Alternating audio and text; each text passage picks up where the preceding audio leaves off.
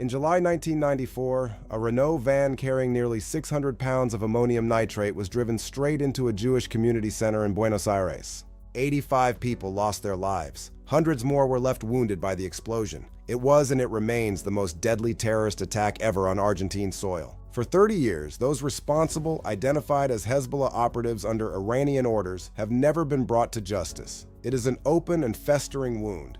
The investigation unraveled into a scandal of cover-ups and the troubling death of prosecutor Alberto Nisman, found dead the night before he was due to testify. That all changed this week. The government of Iran has just issued a direct public threat to Argentina, declaring a red line has been crossed. President Javier Milei has volunteered his economically devastated country for the front lines of a US-Iran proxy war, and Tehran has placed a target on his back. If you want to understand how this conflict just became global without the noise, subscribe now, because this story is moving faster than media can keep up with. When Milei came to power, he inherited an economic disaster. Inflation past 200%, a currency in free fall, and a central bank essentially dry of dollars. Milei, an anarcho-capitalist, promised a chainsaw to the bloated state. But cutting spending is only one side. He desperately needs hard currency. How do you capture Washington's attention when it's absorbed by conflicts elsewhere? You align yourself geopolitically as loudly as possible. Milei traveled to Israel, stood at the Western Wall, and announced his intention to relocate the Argentine embassy to Jerusalem, an extraordinarily controversial step.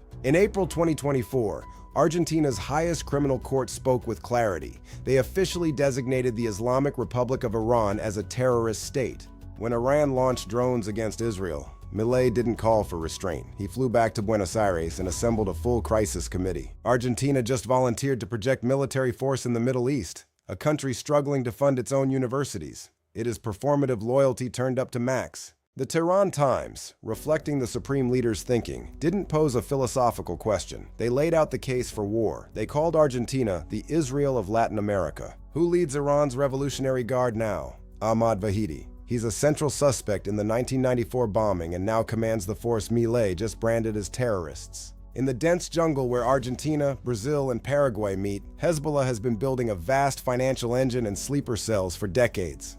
Milei is betting he can trade security for economic salvation. Is he a courageous leader or a reckless gambler? This story is only beginning. Subscribe now.